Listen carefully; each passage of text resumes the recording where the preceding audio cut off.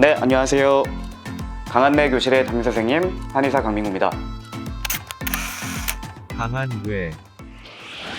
제가 오늘 얘기를 해보려고 하는 주제는요, 도한증이라는 증상에 대해서 얘기를 해보려고 합니다. 이 도한증 아마 처음 들어보시는 분들도 계실 텐데, 한자를 보면 도둑할 때의 도자 그리고 땀한, 이렇게 도둑도에 땀 한자를 붙여서 도한증이라고 하는데요, 쉽게 말해서 밤에만 땀이 나는 겁니다. 우리 도둑이 어떻게 하죠? 낮에 안 다니고 밤에 몰래 가죠. 그런 것처럼 이 땀나는 증상이 낮에는 없다가 밤에만 있었다가 다시 없어진다 해서 우리가 도한증이라고 부르거든요. 밤낮을 가리지 않고 땀이 많이 나는 것은 한의학에서는 자한증이라고 부르고, 이것과 반대되는 개념으로 밤에만 나타나는 것을 도한증이라고 합니다. 도한증은 컨디션에 따라서 단기적으로 나타나거나 밤에 더워서 나타날 수도 있습니다만, 이 도한증이 계속해서 나타난다, 밤에 땀이 나는 증상이 계속해서 나타난다라고 한다면, 한의학에서는 음혈이 허해지면서 화가 동하는, 즉 음허화동의 병리적인 상황일 때 나타나는 증상으로 보고요. 이 증상은 사실 가볍게 넘길 만한 그런 증상은 아닙니다. 이미 이 신체 내부적으로는 안 좋은 상태가 많이 진행되어 있을 가능성이 높기 때문에 반드시 면밀하게 살펴보아야 하는데요. 도한증, 밤에 땀이 나는 증상이 가장 많이 보이는 분들, 그리고 가장 위험하다고도 할 수 있는 분들이 바로 갱년기의 여성분들입니다. 물론 젊은 분들이나 남성분들에게서도 나타날 수 있습니다만, 이 갱년기의 여성분들은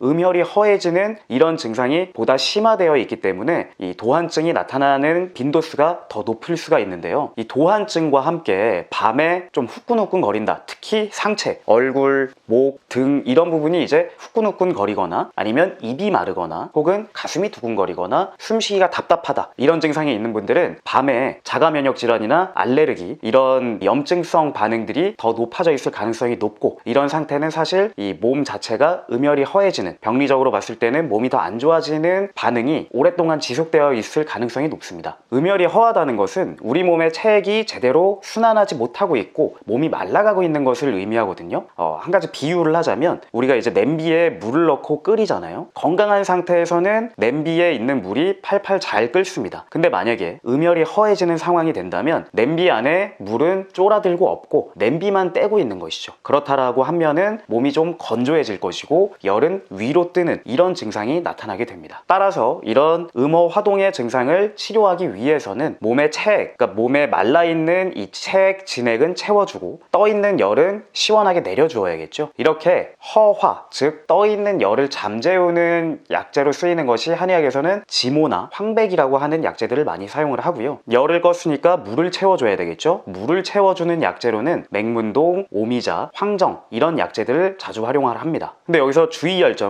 이 체질에 따라 혹은 개인이 처한 상황에 따라서 음허한 몸의 반응이 나타날 때 각자 나타나는 증상들이 다를 수가 있다는 거거든요. 가령 예를 들면 이 도한증, 그리고 아까 말씀드린 이 화끈거리는 상열감 같은 증상과 함께 피부가 마르고 피부가 건조해지고 입이 마르고 또 호흡기 쪽으로 좀 마르는 느낌이 있다, 마른 기침이나 마른 가래가 있다, 이렇다라고 한다면 폐, 기관지 쪽에 음혈이 마른 상태라고 보시면 되겠고, 이런 상태를 치료하는 가장 대표적인 약재가 맹문동이라는 약재입니다. 또 도한증이나 다른 음허 증상과 더불어서 피로감을 좀 많이 느끼고 간의 기능이 떨어져 있다, 해독 능력이 떨어져 있다 라고 한다면 간 쪽에 문제가 생긴 상태로 보는 거고요. 그럴 때 사용하는 약재가 대표적인 것이 바로 오미자입니다. 또 마지막으로 이 소화기 쪽에 문제가 있을 때도 있는데요. 소화기의 운동성이 떨어져 있고 뭔가 더부룩한 느낌이 들고 식욕은 별로 땡기지 않는데 몸은 자꾸 붓고 체중은 빠지지 않고, 이런 상태가 되면 이제 소화기계의 음허증이 나타났다라고 보거든요. 위음허라고 하는데, 이럴 때는 이제 황정이라는 약재를 씁니다. 황정은 둥글레를 약재로 쓸 때의 약재명이 황정이거든요. 그래서 증상이 심하지 않은 분들은 내가 좀 간혹 밤에 땀이 날 때가 있는데 호흡기 쪽이 좀 건조한 느낌이 많이 든다 하면 이제 맹문동 같은 종류를 활용을 해보실 수가 있겠고, 간 기능이 떨어지는 느낌이 좀 있다 라고 한다면 이제 오미자를 많이 쓸 수가 있겠고요. 오미자 같은 경우는 이제 항산화 능력을 높여주는 효과도 있기 때문에 그런 부분까지 같이 기대를 할 수가 있겠고, 소화기 쪽에 문제가 같이 있는 것 같다 하시는 분들은 이 황정이라고 하는 둥글레 차나 아니면 옥수수 수염차, 이런 것들을 이제 활용해 보셔도 됩니다. 물론 증상이 가벼울 때만 이 차를 섭취했을 때 도움이 되고, 보다 이제 좀 안 좋은 상태다, 문제가 있다 라고 느껴진다면 당연히 진료를 받아보시는 것이 좋겠고요. 앞서 말씀드린 지모나 황백같이 이 열을 끄는 약재들은 단독으로 사용되기보다는 다른 처방에서 첨가되어 활용되고 있기 때문에 이 약재만 따로 섭취하는 것을 추천드리지는 않습니다.